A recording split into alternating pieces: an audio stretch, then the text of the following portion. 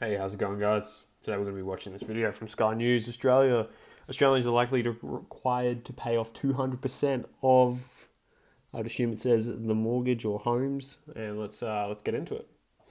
Now, good news tomorrow, probably, for those of us that are trying to pay off a home loan because we borrowed too much because that house was just so much more beautiful than the one that we were already in. Well, this is something that about 30% of Australians know something about. 30% of Australia is paying off the house they're living in, 30% is paying off is renting, and another 30% have already paid off their home. So tomorrow, the expectation is that when the Reserve Bank meets again, they're going to cut rates. Markets today are still pricing in 3 interest rate cuts this year. Tomorrow, that's the first. I would say that, all bets are probably on rate cut tomorrow. I think the RBA will deliver one tomorrow. Well, the Reserve Bank's Monetary Policy Committee meets this week and it looks like there'll be a rate cut. All of the big 4 banks are expecting the Reserve Bank to cut the official rate tomorrow. Now, the reality is that in all of the wreckage of the federal election, there is one thing that was absolutely clear.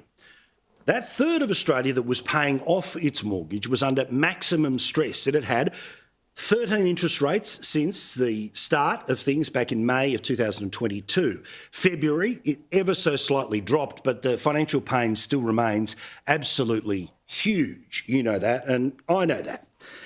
And to give you an illustration of this being probably the most significant group that made its movement and change of mind during the election, before the rate cut, the Liberal Party was leading, according to Redbridge, with those whom were paying off their homes, 51 to 49. After the rate cut in February, it became 50-50.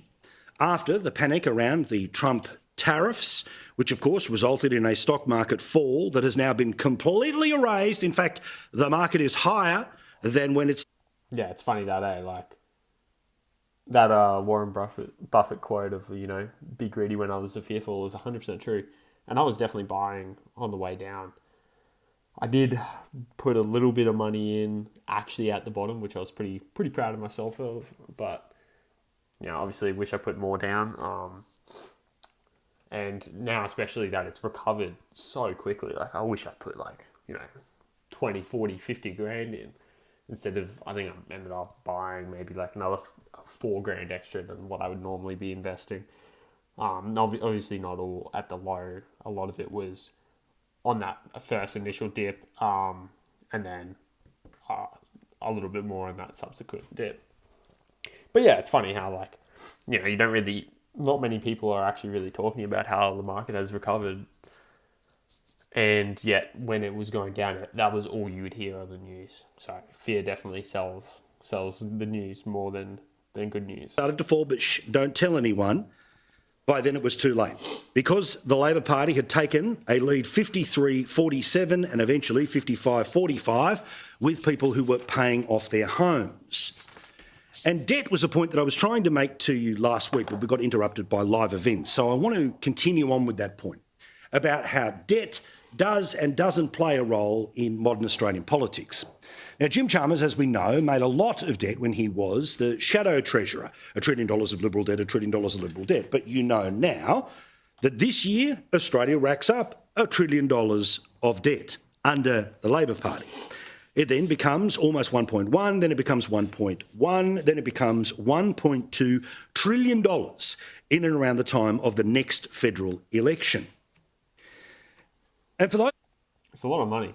That racks up pretty quick, and, at the end of the day, who's going to be paying that off? It's my generation and millennials, and, it's just, if it can ever be paid off, and that's the real question as well, what's going to happen? Because, you look at the US, and they've got so many trillions in debt, and, are they going to be able to pay off their debt? It's not likely by the looks of things, but...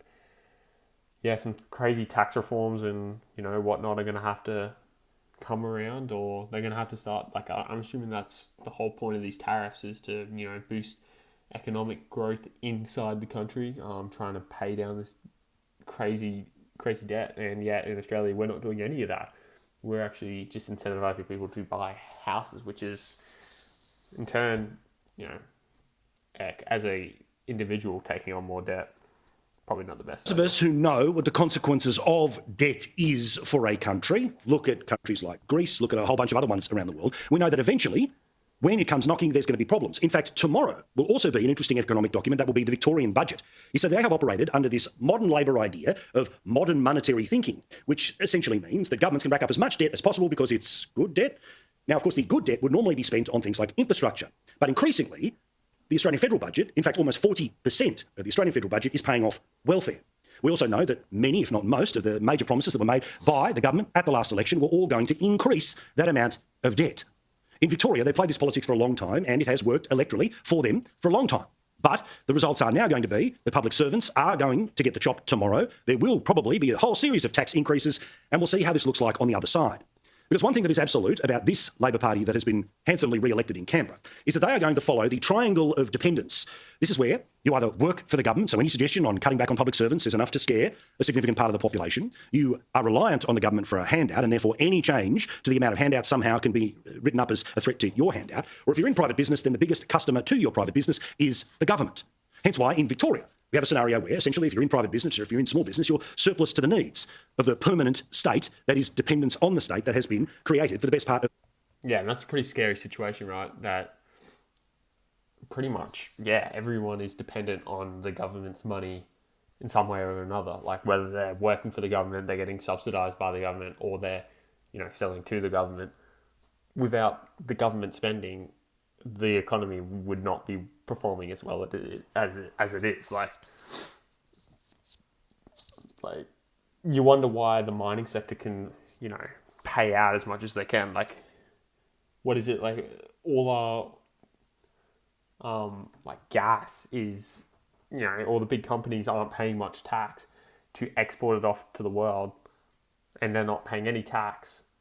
And yet then when it comes back here, we're paying a premium on it, even though it was mined in this country. So that whole business structure of the gas mining paying no tax is a subsidy. It's, it should be paying tax, but yet it's not. It's getting subsidised by the government, which should be the one taking money from them, not letting them get away with paying no money. 30 years, bar one term, for the best part of 30 years in Victoria.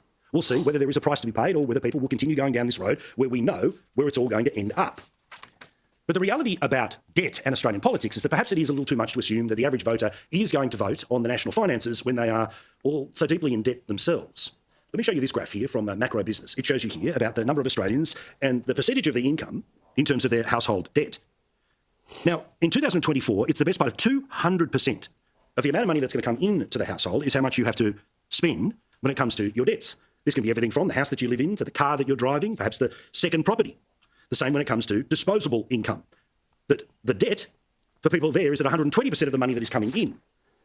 And when you have a look at the percentage of wages that are required to pay off your mortgage, again, a group that I had some faith in, but they ended up having faith in the current government rather than changing the government after those 13 interest rate rises, more than 50% of every paycheck that comes into a third of the country that is paying off its mortgage goes on paying the mortgage. Let's compare this to, say, 10 years ago when it was about 35%. It's now... Yeah, that's scary. Like, I posted a video the other day of a guy that, just bought a house. 2 months later, it gets flooded. Imagine if he was paying, he might be, I don't know. But, you're paying, all that money. 50% of your income is going towards paying off a mortgage. How's that? If something crazy, a natural weather event destroys your house, you're left in the hole for 50% of your income. And then you've also got to find somewhere to live. So if you don't have insurance, you're fucked. Half. So in many ways, when the federal government knows that we as individuals borrow as much as we possibly can to the absolute hilt, and then sometimes we borrow against what we are already borrowing to borrow more to get more stuff, then there's no expectation that when the federal government is putting together its own finances, that Australians demand that the federal government is more well-behaved than we are. But make no mistake, the federal government and the federal budget is in a world of pain. It is in what we call a structural deficit because of the decisions that have been made by this government to increase its spending, and despite the huge increases in population that we will get between now and when it'll be about 2060 and it'll be 40 million people living in the country, this is how many budget deficits the Treasurer thinks we are going to produce. one every single year for the next 40 years. No, that's... How can we be spending that much money? And yet nothing's changing. Like, we're not getting any better roads. We're not getting better infrastructure. I don't know where all this money's going. Clearly, well, he said earlier on that, like, 40% of it's for welfare. Like, that's crazy. And yeah, I understand some people can't work and whatever. But that still seems like a lot. Like...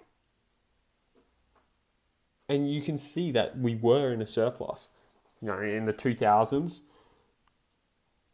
And now we're very much going to be in the hole. And it's not looking good. Add one deficit on top of another, on top of another, on top of another, on top of another before we even go into this red rectangle of debt. It's $1.2 trillion that we owe. If all of this becomes true over the next 40 years, that number will end up at $2 trillion in debt. This is despite the fact that the tax base will be growing because they're going to keep adding more people. Because the Labor Party was able to successfully weaponise any conversation about migration as being something about every person who has emigrated to Australia. It's not true. It wasn't true when the arguments were being made during the election, and it won't be true when the arguments are being made between now and the next election. Because despite the fact that Australia's population, according to the Bureau of Statistics, and they have three models here that show us high immigration, where basically the post-COVID years keep running, and then we end up with a population that is the best part of what, more than 45 million people? Or maybe it's kind of where they hope it's going to be in the next little while, and it ends up being 39 million people. Or for some reason, they're able to halve the number of people that are currently coming in, and it ends up being 34 million people by the 2070s. The federal government will still be running a deficit. The population now is at 27. Even if it was at 45 million people, the government would still be running a budget deficit. This matters. There will be a reckoning. I don't want there to be a reckoning. I don't want there to be that bad day. But modern politicians of the left believe that they can just keep borrowing because as long as they have something to announce or something to give away at an election, we will keep re-electing the same people who are doing fundamental damage to the Australian economy. Voters sent a very clear message at the election that they just don't care. And maybe that is because even the very people who have paid tens of thousands of dollars more on their mortgage in the first 3 years of the Labor government, they still believed that they were the best people to run the economy for the next 3 years. Well, the reality is that we will get more of the same. And while interest rates will now start to trickle down, and I will cheer down every single one of these as a person who is trying to pay off a mortgage that, yes, is too big, even when you have a dream job like this and a beautiful house that I want to have for my wife and kids, the reality is that the story of Australia will continue to be a lot of pain for a lot of people. When that ever turns into a political problem for politicians is when we will start to learn our lesson. But till then, the lesson is going to need to be learnt, and it's going to hurt a lot. Yeah, but is anything really... Yeah, nothing's going to change, and that's the hard truth. And you got to think about it. Well, okay, if nothing's going to change, all politicians are even liberal, Labor. It doesn't really matter, right? They're all going to own properties, and they're all going to want to see them increase. And what's the easiest way to make them increase? More government spending, make sure everyone's employed, so that everyone can make more money, so they can put it into property. And the property prices can increase. So I don't think it really matters who's in office or who's the winning party. Like, it's just more of the same. And what I'm doing is just, you got to work your ass off, buy a house that's, as you said, it'll be a great house for you and your family. But yet, you're paying way too much for it, and everyone knows it. But no one wants them to go down. And, sure, first home buyers like me want them to go down. But then as soon as we become homeowners, fuck no. They need to stay where they are. They need to actually go up. And it's just a bias that, 70% of people own a house. So the majority of people want to see house prices increase. So that's what's going to happen. Some way or another, it's just going to keep going up. But what can you do? What can you do? You can move to Asia, I guess, and have a really cheap cost of living. And I wouldn't even say the lifestyle would be any worse. Probably better. That is obviously an option. It's just you're moving away from family and whatnot. And for a lot of people down the line, that's going to be a decision that they have to make. But that's another topic, eh? Anyway. If you enjoyed, make sure to like, comment, and subscribe, and I'd love to hear your opinions, and catch you in the next one.